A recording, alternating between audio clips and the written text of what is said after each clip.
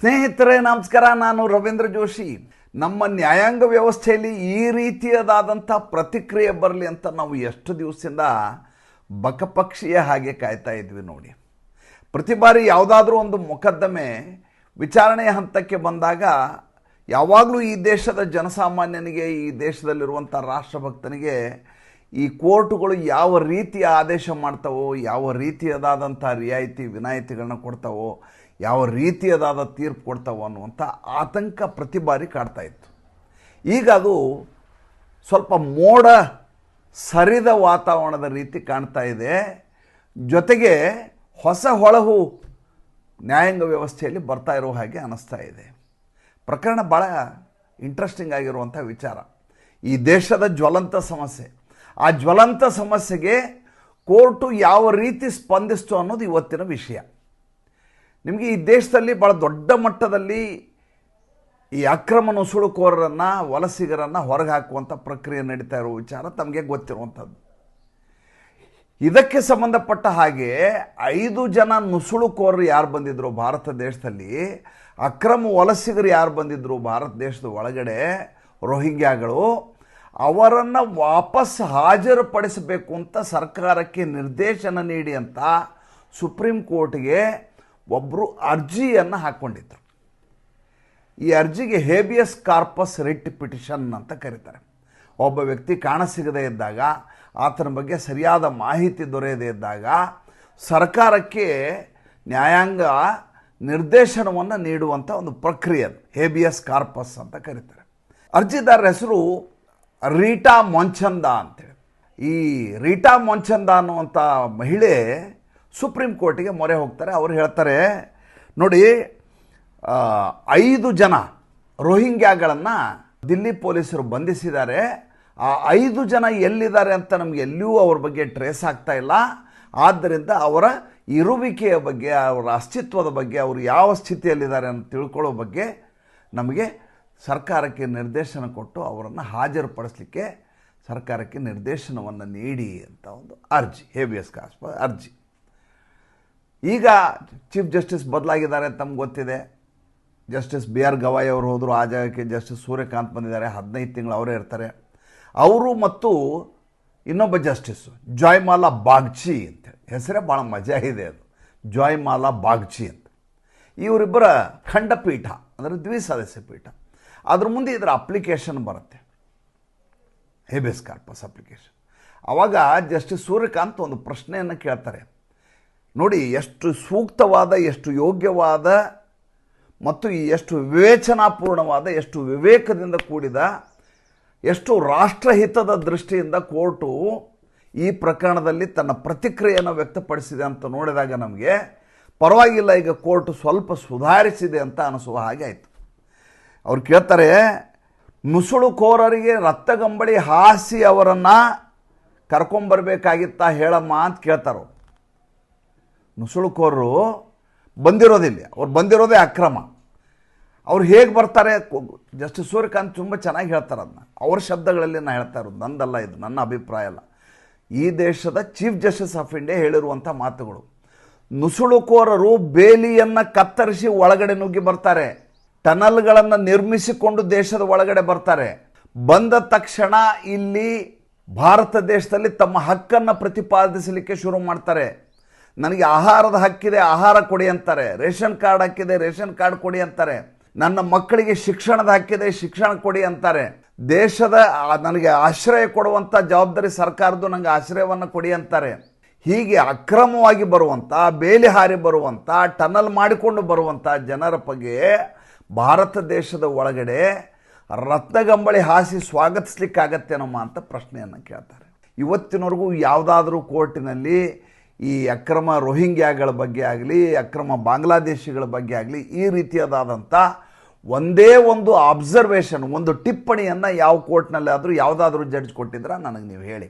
ಅವಾಗ ಇವ್ರು ಹೇಳ್ತಾರೆ, ಅರ್ಜಿದಾರರು ರೀಟಾ ಮಂಚಂದಾನಿ ಅವರು, ವಕೀಲರು, ಅವ್ರು ಹೇಳ್ತಾರೆ, ಅವ್ರು ಹೇಳೋದೇನೆಂದರೆ, ನಮಗೆ ನುಸುಳುಕೋರರಿಗೆ ಸವಲತ್ತುಗಳನ್ನು ಕೊಡಿ ಅಂತ ನಾವು ಕೇಳ್ತಾ ಇಲ್ಲ, ನುಸುಳುಕೋರರನ್ನು ಬಂಧಿಸಿರುವ ಮತ್ತು ಅವರನ್ನು ಡಿಪೋರ್ಟ್ ಮಾಡಿರುವ ವಿಧಾನ ಹೇಗಿದೆ ಅದನ್ನು ತಿಳಿಸಿ ಅಂತ ನಾವು ಕೇಳ್ತಾ ಇದ್ವಿ ಅಂತ. ನೋಡಿ, ಇದು ರಂಗೋಲಿ ಕೆಳಗಡೆ ನುಗ್ಗೋದು ಅಂತಾರೆ ಇದಕ್ಕೆ. ನೀವು ಯಾರನ್ನ ನೀವು ನುಸುಳುಕೋರು ಅಂತೀರಿ, ಅವ್ರನ್ನ ಯಾವ ರೀತಿ ಬಂಧಿಸಿದ್ದೀರಿ ಮತ್ತು ಅವ್ರನ್ನ ಯಾವ ರೀತಿ ಡಿಪೋರ್ಟ್ ಮಾಡಿದಿರಿ ಅದ್ರ ಬಗ್ಗೆ ಮಾಹಿತಿಯನ್ನು ಕೇಳ್ತಾ ಇದ್ದೀವಿ ಅಂತ. ಇವ್ರು ಕೇಳಿರೋದು ಹೇಬಿಯಸ್ ಕಾರ್ಪಸ್ಸು, ಅವ್ರನ್ನ ಹಾಜರುಪಡಿಸಿ ಅಂತ. ಈಗ ಹೇಳ್ತಾರೆ ವಿಧಾನದ ಬಗ್ಗೆ ಕೇಳಲಿಕ್ಕೆ ನಾವು ಈ ಅಪ್ಲಿಕೇಶನ್ ಹಾಕಿದ್ವಿ ಅಂತ ಹೇಳ್ತಾರೆ. ಅವಾಗ ಜಸ್ಟಿಸ್ ಸೂರ್ಯಕಾಂತ್ ಹೇಳ್ತಾರೆ, ಈ ದೇಶದಲ್ಲಿ ಕೋಟ್ಯಾಂತರ ಜನ ಬಡವರಿದ್ದಾರೆ, ಅವರಿಗೆ ಈ ದೇಶದ ಸವಲತ್ತುಗಳು ಮೊದಲು ಲಭ್ಯ ಆಗಬೇಕು. ಆದರೆ ನಮ್ಮಲ್ಲಿ ವ್ಯವಸ್ಥೆ ಹೇಗಾಗಿದೆ ಅಂದರೆ ಅಕ್ರಮವಾಗಿ ನುಸುಳಿಕೊಂಡು ಬಂದವರು ತಮ್ಮ ಹಕ್ಕುಗಳನ್ನು ಪ್ರತಿಪಾದಿಸುವಂಥ ಕಾಲಘಟ್ಟಕ್ಕೆ ನಾವು ಬಂದಿದ್ದೀವಿ.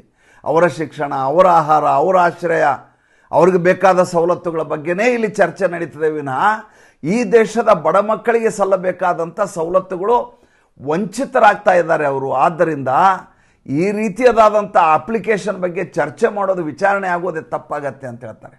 ಎಂಥ ಅದ್ಭುತವಾದ ಮಾತು ನೋಡಿ ಅದು. ಸಾಲಿಸಿಟರ್ ಜನರಲ್ ತುಷಾರ್ ಮೆಹ್ತಾ ಇರ್ತಾರೆ. ತುಷಾರ್ ಮೆಹ್ತಾ ಹೇಳ್ತಾರೆ, ಕೇಂದ್ರ ಸರ್ಕಾರ ಈ ಕುರಿತಾಗಿ ಕೇಂದ್ರ ಗೃಹ ಸಚಿವಾಲಯ ಸರಿಯಾಗಿ ಕಟ್ಟುನಿಟ್ಟಿನ ಕ್ರಮವನ್ನು ಕೈಗೊಂಡು ಯಾವ ಡಿಪೋರ್ಟೇಷನ್ ಪಾಲಿಸಿ ಇದೆ ಅದರ ಪ್ರಕಾರವೇ ನಾವು ಇಲ್ಲಿಂದ ನುಸುಳುಕೋರರನ್ನು ಹೊರಗಡೆ ಕಳಿಸುವಂಥ ಪ್ರಕ್ರಿಯೆಯನ್ನು ನಡೆಸ್ತಾ ಇದ್ದೀವಿ. ಇಲ್ಲಿ ಯಾವುದೇ ರೀತಿಯಾದಂಥ ಅವೈಧಾನಿಕ ಪ್ರಕ್ರಿಯೆ ನಡೆದಿಲ್ಲ, ಅಸಂವಿಧಾನಿಕ ಪ್ರಕ್ರಿಯೆ ನಡೆದಿಲ್ಲ. ನಾವು ಯಾವ ನುಸುಳುಕೋರನ್ನು ಭಾರತ ದೇಶದ ಕಾನೂನು ಹೇಳುತ್ತೋ ಅದರ ರೀತಿ ಕಳಿಸಿರೋದು. ಇವ್ರು ಯಾರು ಕೂಡ ಇಲ್ಲಿ ಅಕ್ರಮ ವಲಸಿಗರೇ ವಿನಃ ಇವರು ಆಶ್ರಯ ಕೇಳ್ಕೊಂಬಂದು ನಮ್ಮಿಂದ ಆಶ್ರಯ ಪಡೆದವರಲ್ಲ ಅಂತ. ಭಾಳ ಮುಖ್ಯವಾಗಿರೋದು ಅದೇ. ಶರಣಾರ್ಥಿಗಳಿಗೂ ಮತ್ತು ಅಕ್ರಮ ವಲಸಿಗರಿಗೂ ಇರುವಂಥ ವ್ಯತ್ಯಾಸದ ಬಗ್ಗೆ ವಿಚಾರಣೆ ಶುರುವಾಗುತ್ತೆ. ಈಗ ಶರಣಾಗತಿಯಾಗಿ ಬಂದವರು, ಅವರಿಗೆ ಶರಣಾಗತಿಯನ್ನು ನಾವು ಕೊಟ್ಟ ಸಂದರ್ಭದಲ್ಲಿ ಅವರಿಗೆ ನೀಡಬೇಕಾದ ಸವಲತ್ತುಗಳನ್ನು ಕೊಡಬೇಕಾದಂಥ ಅನಿವಾರ್ಯತೆ ಒದಗಿ ಬರುತ್ತೆ. ಯಾಕಂದರೆ ಅವ್ರು ಶರಣಾರ್ಥಿಗಳು. ಇವರು ಶರಣಾರ್ಥಿಗಳಲ್ಲ, ಇವರು ಟನಲ್ ಮೂಲಕ ಬಂದವರು, ಫೆನ್ಸ್ ಮೂಲಕ ಬಂದಂಥವರು. ಇವರ ಹಕ್ಕಿನ ಬಗ್ಗೆ ನೀವು ಇಲ್ಲಿ ಪ್ರತಿಪಾದನೆ ಮಾಡೋದು ತಪ್ಪಾಗತ್ತೆ. ಈ ರೀತಿಯಾದಂಥ ಅಪ್ಲಿಕೇಶನ್ಗಳಿಗೆ ಮಾನ್ಯತೆಯನ್ನು ಕೊಡಲಿಕ್ಕೆ ಆಗೋದಿಲ್ಲ. ಕೇಂದ್ರ ಸರ್ಕಾರಕ್ಕೆ ಒಂದು ನೋಟಿಸನ್ನು ಜಾರಿ ಮಾಡಿ ಬಂದಿರುವಂಥವರ ಲೀಗಲ್ ಸ್ಟೇಟಸ್ ಏನು ಅನ್ನೋದು ನಮಗೆ ಮಾಹಿತಿಯನ್ನು ಕೊಡಿ ಅಂತ. ಎಷ್ಟು ಕರೆಕ್ಟಾಗಿದೆ ನೋಡಿ. ಒಬ್ಬ ವ್ಯಕ್ತಿ ಬಂದವನು ಸಾಂವಿಧಾನಿಕ ಕ್ರಮದಿಂದ ಬಂದದ್ದೇ ಆಗಿದ್ದರೆ, ಶರಣಾಗತಿ ಆಗಿದ್ದರೆ ಆತನ ಲೀಗಲ್ ಸ್ಟೇಟಸ್ಗೆ ಬೆಲೆ ಇರುತ್ತೆ. ಅಕ್ರಮವಾಗಿ ಬಂದಾಗ ಬರೋದಿಲ್ಲ. ಆದ್ದರಿಂದ ಈಗ ಕೇಂದ್ರ ಗೃಹ ಸಚಿವಾಲಯ ಈ ರೀತಿ ಯಾರು 5 ಜನರ ಬಗ್ಗೆ ಇವರು ನ್ಯಾಯವನ್ನು ಕೇಳ್ಕೊಂಬಂದಿದ್ದಾರೋ, ಈ ರೀಟಾ ಮಂಚಂದ ಅವರು, ಅವರ 5 ಜನ ಯಾರಿದ್ದಾರೆ ಅವರ ಲೀಗಲ್ ಸ್ಟೇಟಸ್ ಏನು ಅನ್ನೋದನ್ನು ತಿಳಿಸಬೇಕು ಘನ ಸರ್ಕಾರ ಅಂತ ನೋಟಿಸನ್ನು ಜಾರಿ ಮಾಡ್ತೀವಿ. ಯೂಶ್ವಲಿ ಏನಾಗತ್ತೆ ಇಂಥ ಪ್ರಕರಣ ಬಂದಾಗ ತಕ್ಷಣ ಕೇಸ್ ಅಡ್ಮಿಟ್ ಆಗುತ್ತೆ. ಅಡ್ಮಿಟ್ ಆದ ತಕ್ಷಣ ಸರ್ಕಾರಕ್ಕೊಂದು, ಕೇಂದ್ರ ಸರ್ಕಾರಕ್ಕೊಂದು ನೋಟಿಸು, ಇವ್ರಿಗೆ ಅದಕ್ಕೊಂದು ರಿಸೈಂಡರ್ ಕೊಡುವಂಥ ಇವ್ರಿಗೊಂದು, ಈ ರೀತಿಯ ಇವ್ರಿಗೊಂದು ನೋಟಿಸು, ಅವ್ರಿಗೊಂದು ನೋಟಿಸು, ಅವ್ರು ಉತ್ತರ ಕೊಡ್ತಾರೆ, ಕೊಟ್ಕೊಳ್ಳಿ, ಇವರಿಂದ ರಿಸೈಂಡರ್ ತರಿಸ್ಕೊಳ್ಳೋದು. ಇದೇ ರೀತಿಯ ಪ್ರಕ್ರಿಯೆ ವರ್ಷಗಟ್ಟಲೆ ನಡ್ಕೊಂಡು ಹೋಗ್ಬಿಡುತ್ತೆ. ಆದರೆ ಈ ಬಾರಿ ಈಗ ಇರುವಂಥ ಪೀಠದಲ್ಲಿ ಈ ರೀತಿಯದಾದಂಥ ಯಾವುದೇ ಮುಂದೂಡುವ ಕ್ರಮವನ್ನು ಮಾಡಲಾರದೆ ನಿಖರವಾಗಿ ಈ ಪ್ರಕರಣದ ಬಗ್ಗೆ ತಮ್ಮ ಧೋರಣೆ ಏನು ಅನ್ನೋದನ್ನು ಸುಪ್ರೀಂ ಕೋರ್ಟ್ ಹೇಳಿದೆ. ಈ ಹಿಂದೆ ಮೇ 16ನೇ ತಾರೀಕು ಇದೇ ರೀತಿಯ ಇನ್ನೊಂದು ಪ್ರಕರಣ ಬಂದಿತ್ತು. ಏನದು ಪ್ರಕರಣ? 43 ಜನರನ್ನು ಅಂಡಮಾನ್ನಲ್ಲಿ ಸಮುದ್ರಕ್ಕೆ ಎಸೆದಿದ್ದಾರೆ. ಈ ರೀತಿ ಬಂದಂಥ ಅಕ್ರಮ ವಲಸಿಗರನ್ನ ಭಾರತ ಸರ್ಕಾರ ಸಮುದ್ರಕ್ಕೆ ಎಸೆದಿದೆ. ಅದರಲ್ಲಿ ಮಹಿಳೆಯರಿದ್ದಾರೆ, ಮಕ್ಕಳಿದ್ದಾರೆ. ಇಂಥ ಅಮಾನವೀಯ ಕೃತ್ಯವನ್ನು ಭಾರತ ಸರ್ಕಾರ ಮಾಡಿದೆ ಅಂತ ಒಂದು ಕೇಸ್ ಹಾಕಿದ್ರು. ಆವಾಗ ಅವ್ರು ಜಡ್ಜ್ ಭಾಳ ಚೆನ್ನಾಗಿ ಹೇಳಿದರು, ನೋಡಿ ದೇಶ ಭದ್ರತೆಯ ದೃಷ್ಟಿಯಿಂದ ಭಾಳ ಸೂಕ್ಷ್ಮವಾದಂಥ ಪರಿಸ್ಥಿತಿಯಲ್ಲಿದೆ. ಉತ್ತರದಲ್ಲಿ, ಈಶಾನ್ಯದಲ್ಲಿ ನುಸುಳುಕೋರರು ಇನ್ನಿಲ್ಲದ ಹಾಗೆ ದೇಶದ ಒಳಗಡೆ ನುಗ್ತಾ ಇದ್ದಾರೆ. ದೇಶದ ಅಖಂಡತೆ, ದೇಶದ ಸಾರ್ವಭೌಮತೆಯ ದೃಷ್ಟಿಯಿಂದ ಸರ್ಕಾರ ನಿಗಾ ವಹಿಸಿ ಯಾರು ನಮ್ಮ ದೇಶದವರಲ್ಲ ಅವ್ರನ್ನ ಹೊರಗೆ ಹಾಕಬೇಕಾದಂಥ ಅನಿವಾರ್ಯತೆ ಇರುತ್ತೆ. ಡಿಪೋರ್ಟ್ ಮಾಡಬೇಕಾದ ಅನಿವಾರ್ಯ, ಗಡೀಪಾರು ಮಾಡೋದು ಅನಿವಾರ್ಯ ಆಗಿರುತ್ತೆ. ನೀವು ನಿಮ್ಮ ಮನಸ್ಸಿಗೆ ತಕ್ಕ ಹಾಗೆ ತೆಗೆದುಕೊಂಡು ಹೋಗಿ ಅಂಡಮಾನ್ನಲ್ಲಿ ಸಮುದ್ರಕ್ಕೆ ಎಸೆದಿದ್ದಾರೆ ಅಂತ ಹೇಳಿದರೆ ಕೋರ್ಟು ಅದನ್ನು ಒಪ್ಕೊಳ್ಳಿಕ್ಕೆ ತಯಾರಿಲ್ಲ ಅಂಥೇಳಿ ಬೈದು ಕಳಿಸಿರ್ತಾರೆ. ಈ ಬಾರಿ ಸರಿಯಾಗಿ ತಪರಾಕಿ ಹಾಕಿ ಜಸ್ಟಿಸ್ ಸೂರ್ಯಕಾಂತ್ ಅವರು ಈ ದೇಶದಲ್ಲಿ ಅಕ್ರಮ ವಲಸಿಗರೇ ಆಸ್ಪದ ಇಲ್ಲ, ಕೋರ್ಟ್ ಕೂಡ ಅದನ್ನು ಮನ್ನಣೆಯನ್ನು ಕೊಡೋದಿಲ್ಲ ಅದಕ್ಕೆ ಅಂತ ಸ್ಪಷ್ಟಪಡಿಸಿದ್ದಾರೆ. ಇದು ಇವತ್ತಿನ ಕಾಲಘಟ್ಟಕ್ಕೆ ಬೇಕಾದಂಥ ನ್ಯಾಯಾಂಗ ವ್ಯವಸ್ಥೆ. ಇನ್ನೊಂದು ವಿಷಯವನ್ನು ಹೇಳಿಬಿಡ್ತೇನೆ. ಕೇಂದ್ರ ಸರ್ಕಾರ ಒಂದು ಹೊಸ ಆ್ಯಪನ್ನು ಲಾಂಚ್ ಮಾಡಿದೆ, ಸಂಚಾರ್ ಸಾಥಿ ಅಂತ ಅದರ ಹೆಸರು. ಈ ಸಂಚಾರ್ ಸಾಥಿ ಯಾವ ಕಾರಣಕ್ಕೆ ಅಂದರೆ ದೇಶದಲ್ಲಿ ಹೆಚ್ಚುತ್ತಾ ಇರುವಂಥ ಸೈಬರ್ ಕ್ರೈಮ್ಗಳು ಮತ್ತು ನಮ್ಮ ದೇಶದ ಮೇಲೆ ಆವಾಗವಾಗ ಆಪತ್ತೆರಗ್ತಾ ಇರುವಂಥ ಸೈಬರ್ ಅರೆಸ್ಟ್ಗಳು, ಇದು ಎರಡನ್ನು ತೊಲಗಿಸಲಿಕ್ಕೆ, ನಿಗ್ರಹಿಸಲಿಕ್ಕಾಗಿ ಸಂಚಾರ್ ಸಾಥಿ ಅಂತ ಸರ್ಕಾರವೇ ಒಂದು ಆ್ಯಪನ್ನು ಬಿಡುಗಡೆ ಮಾಡಿದೆ. ಈ ಆ್ಯಪು ಇನ್ನು 3 ತಿಂಗಳ ಒಳಗಡೆ ಎಲ್ಲ ಫೋನ್ಗಳಲ್ಲಿಯೂ ಬೈ ಡಿಫಾಲ್ಟ್ ಎಲ್ಲ ಆ್ಯಂಡ್ರಾಯ್ಡ್ ಫೋನು, ಸ್ಮಾರ್ಟ್ ಫೋನು ಎಲ್ಲ ಫೋನಲ್ಲೂ ಇದು ಇರಲೇಬೇಕು ಅಂಥೇಳಿ ಒಂದು ಸರ್ಕಾರ, ಕೇಂದ್ರ ಸರ್ಕಾರ ಮೊನ್ನೆ ಆದೇಶವನ್ನು ಮಾಡುತ್ತೆ. ಉದ್ದೇಶ ಬೇರೆ ಏನೂ ಇಲ್ಲ. ಏನಂತಂದರೆ ಇನ್ನು ಮುಂದೆ ಯಾವುದೇ ರೀತಿಯ ಸೈಬರ್ ಕ್ರೈಮ್ ಆದ ಸಂದರ್ಭದಲ್ಲಿ, ಕಳ್ಳತನ ಆದ ಸಂದರ್ಭದಲ್ಲಿ, ಯಾವುದೇ 420 ಆದ ಸಂದರ್ಭದಲ್ಲಿ, ದೇಶದ ಹಿತರಕ್ಷಣೆಗೆ ಧಕ್ಕೆ ಆಗುವಂಥ ಸಂದರ್ಭದಲ್ಲಿ ಬೇಗ ಟ್ರೇಸ್ ಮಾಡಲಿಕ್ಕೆ ಸಾಧ್ಯ ಆಗುವಂಥ ಬೇಹುಗಾರಿಕೆ ಮಾಡಬಲ್ಲಂಥ ಒಂದು ಆ್ಯಪ್ ಇದು. ಇದ್ದಕ್ಕಿದ್ದ ಹಾಗೆ ಗಲಾಟೆ ಶುರು ಆಗಿಬಿಡುತ್ತೆ. ನಿನ್ನೆ ಆ ಕಡೆ ಮಲ್ಲಿಕಾರ್ಜುನ ಮುತ್ಯ ಕಿರಿಕಿರಿ, ಈ ಕಡೆ ಪ್ರಿಯಾಂಕಾ ವಾಡ್ರಾ ಕಿರಿಕಿರಿ. ಸರ್ಕಾರ ನಮ್ಮ ಖಾಸಗಿತನವನ್ನು ದೋಚ್ತಾ ಇದೆ, ಯಾರಿಗೂ ಇನ್ಮೇಲೆ ಖಾಸಗಿ ಇರೋದಿಲ್ಲ, ಜನರ ಬೇಹುಗಾರಿಕೆಯನ್ನು ಮಾಡ್ತಾ ಇದೆ, ಜನರಿಗೆ ಅನ್ಯಾಯವನ್ನು ಮಾಡ್ತಾ ಇದೆ, ಇನ್ನು ಮುಂದೆ ನಮ್ಮ ಎಲ್ಲ ಖಾಸಗಿ ಡಾಟಾವನ್ನು ಸರ್ಕಾರ ತಗೋತಾ ಇದೆ. ಅಲ್ಲ ಸ್ವಾಮಿ, ಈ ದೇಶದಲ್ಲಿ ನೀವು ಫೇಸ್ಬುಕ್ ಇನ್ಸ್ಟಾಲ್ ಮಾಡುವಾಗ ನಿಮ್ಮ ಡೇಟ್ ಆಫ್ ಬರ್ತ್ನಿಂದ ಹಿಡಿದು ಎಲ್ಲವನ್ನು ಅದಕ್ಕೆ ಹೇಳುತ್ತೆ. ಯಾವುದೇ ಒಂದು ಫೋನ್ ತೊಗೊಂಡಾಗ ಫಸ್ಟಿಗೆ ಅದಕ್ಕೆ ಕೇಳೋದು ಆಕ್ಸೆಪ್ಟ್ ಮಾಡಿ ಅಂತ ಒಂದಷ್ಟು ಕಂಡೀಷನ್ಸ್ ಹಾಕತ್ತೀವಿ. ಓದಲಿಕ್ಕೂ ಸಾಧ್ಯ ಆಗೋದಿಲ್ಲ, ಅಷ್ಟು ಸಣ್ಣ ಅಕ್ಷರದಲ್ಲಿ 10 ಪುಟಗಳಷ್ಟು ಮಾಹಿತಿಯನ್ನು ಕೊಟ್ಟು ಇದೆಲ್ಲದಕ್ಕೂ ನನ್ನ ಒಪ್ಪಿಗೆ ಇದೆ ಅಂತ ಹೇಳಿದ ಮೇಲೆ ಆ ಆ್ಯಪ್ ನಿಮ್ಮಲ್ಲಿ ಇನ್ಸ್ಟಾಲ್ ಆಗುತ್ತೆ. ಸ್ಮಾರ್ಟ್ ಫೋನ್ ಇನ್ಸ್ಟಾಲ್ ಆಗೋದೇ ನೀವು ಆಕ್ಸೆಪ್ಟ್ ಬಟನ್ ಒತ್ತಿದ ಮೇಲೆ. ನಿಮ್ಮ ಎಲ್ಲ ಡಾಟಾ ಅದರ ಕಡೆ ಇರೋದಿಲ್ವಾ? ನಿಮ್ಮ ಫೇಸ್ಬುಕ್ನಲ್ಲಿ ನಿಮ್ಮ ಡಾಟಾ ಇಲ್ವಾ? ನಿಮ್ಮ ಸಾಮಾಜಿಕ ಜಾಲತಾಣದಲ್ಲಿ ನಿಮ್ಮ ಡಾಟಾ ಇಲ್ವಾ? ನಿಮ್ಮ ಫೋನ್ ಆಫ್ ಮಾಡಿದರೂ ಕೂಡ ನೀವು ಬರೀ ವಿಷಯವನ್ನು ಮಾತನಾಡಿದರೆ ಅದಕ್ಕೆ ತಕ್ಕ ಹಾಗೆ ಜಾಹೀರಾತುಗಳು ಬರ್ತವೆ, ಅದಕ್ಕೆ ತಕ್ಕ ಹಾಗೆ ನಿಮಗೆ ಸಂದೇಶಗಳು ಬರ್ತವೆ, ಅದಕ್ಕೆ ತಕ್ಕ ಹಾಗೆ ನಿಮಗೆ ರೀಲ್ಗಳು ಬರ್ತವೆ, ಎಲ್ಲ ವಿಷಯಗಳು ಬರ್ತವೆ. ಅಂದರೆ ನಿಮ್ಮ ಎಲ್ಲ ಖಾಸಗಿತನವನ್ನು ನಿಮ್ಮ ಮೊಬೈಲ್ ಈಗಾಗಲೇ ದೋಚ್ಕೊಂಡಿಲ್ವಾ?